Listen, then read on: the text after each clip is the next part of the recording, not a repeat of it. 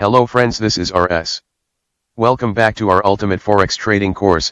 Hope you would have watched my intro video. Let's start from the basics. Before getting into the video, subscribe to my channel, if you haven't done yet, so that you will be intimated if new video is posted by us. What is trading? Trade means exchange of goods, services, or both. Trade is also called commerce.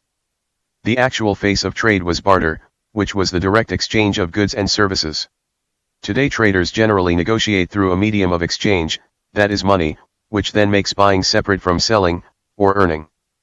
Trade between two traders is called bilateral trade, while trade between more than two traders is called multilateral trade. The first instances of money is used to trade commodity, that has intrinsic value.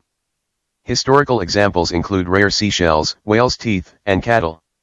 In the modern era trading is further advanced and it's done in currencies, stocks, and commodities.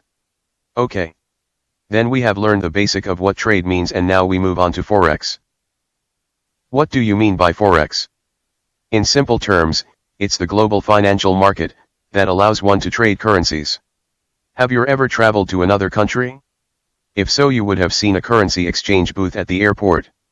If you go up to the counter, you can notice a screen displaying different exchange rates for different currencies. You can exchange the money you have in your wallet into the currency of the country you are visiting. That means you've exchanged one currency for another. If you do this, you've essentially participated in the Forex market. An exchange rate is the relative price of two currencies from two different countries. The foreign exchange market, which is usually known as Forex, or FX, is the largest financial market in the world. The FX market is a globalized, decentralized market, where the world's currencies change hands. Exchange rates change by the second, so the market is constantly in flux. Only a tiny percentage of currency transactions happen in the real economy, involving international trade and tourism, like the airport example above. Instead, most of the currency transactions that occur in the global foreign exchange market are bought and sold for speculative reasons. Currency traders buy currencies hoping that they will be able to sell them at a higher price in the future. Now, let us compare stock market with currency market. If we use a monster to represent the NYSE, it would look like this. The largest stock market in the world, the New York Stock Exchange, the NYSE, trades a volume of about $22.4 billion each day. The foreign exchange market looks absolutely ginormous, with a trade volume of $6.6 trillion a day. If you actually compare stock market to Forex market, then it would look like this. So in conclusion, we can understand that currency market is extraordinarily bigger than share market. Now the question is, what is traded in Forex? The simple answer is money. Specifically, currencies. Because you are not buying anything physical, Forex trading can be confusing, so we'll use a simple, but imperfect, analogy to help explain. Think of buying a currency as buying a share in a particular country, kinda like buying shares in a company. The price of the currency is usually a direct reflection of the market's opinion on the current and future health of its respective economy. In Forex trading, when you buy, say, the Japanese yen, you are basically buying a share in the Japanese economy. In general, the exchange rate of a currency versus other currencies is a reflection of the condition of that country's economy, compared to other economies. So we know currencies are traded in Forex. But all currencies in the world are not suitable for trading. Currencies are classified in three categories. They are the majors, the crosses, and the exotics. First, let's see about the major currencies. The currencies that are listed in the table are called major currencies because they're the most heavily traded currencies and represent some of the world's largest economies. We just consider all these 8 currencies as the majors. In the table I have listed them by their symbol, country where they're used, currency name, and cool nicknames. If you want, pause the video and take a note of it. Or take a screenshot. You may be wondering how the currency symbols got their name, just as USD for American dollar, AUD for Australian dollar, and JPY for Japanese yen. Let's see that now. Currency symbols always have 3 letters, where the first 2 letters identify the name of the country, and the third letter identifies the name of that country's currency, usually the first letter of the currency's name. These 3 letters are known as ISO 4217, currency codes.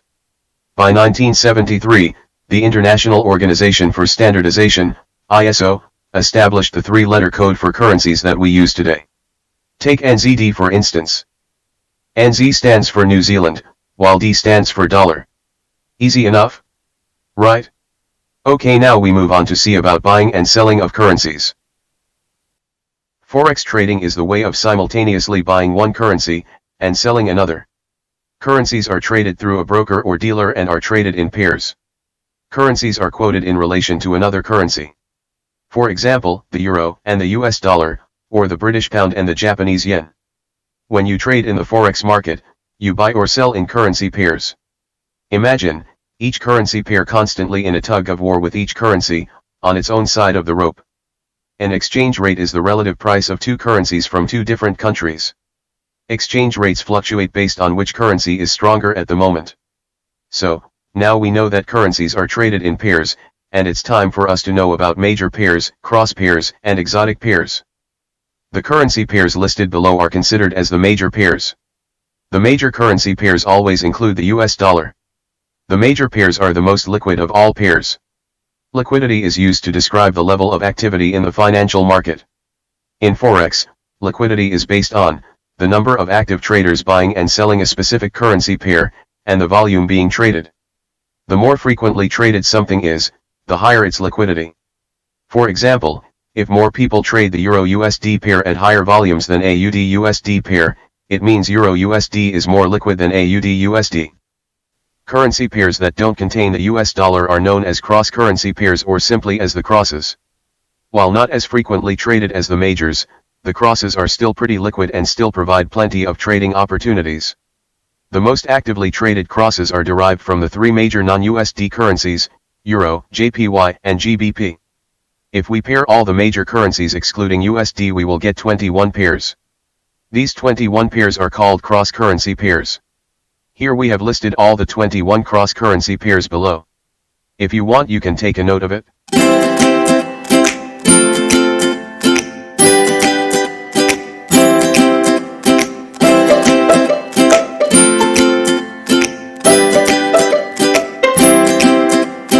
It's time to move on to exotic currency pairs. Exotic currency pairs are made up of one major currency paired with the currency of an emerging economy, such as Brazil, Mexico, Chile, Turkey, or Hungary. Keep in mind that these pairs aren't as heavily traded as the majors or crosses, so the transaction costs associated with trading these pairs are usually bigger. Some of the exotic currency pairs are shown in the table below. It's not unusual to see spreads that are 2 or 3 times bigger than that of Euro-USD or USD-JPY. Due to the overall lower degree of liquidity, exotic currency pairs tend to be far more sensitive to economic and geopolitical events. For example, a political scandal or unexpected election results can cause an exotic pair's exchange rate to swing violently. So if you want to trade exotic currency pairs, remember to factor this in your decision. With this we come to the end of Chapter 1 of our Ultimate Forex Trading course. Hope this lesson is very useful to you and you have enjoyed the video. If so, please don't forget to subscribe this channel and give me a thumbs up.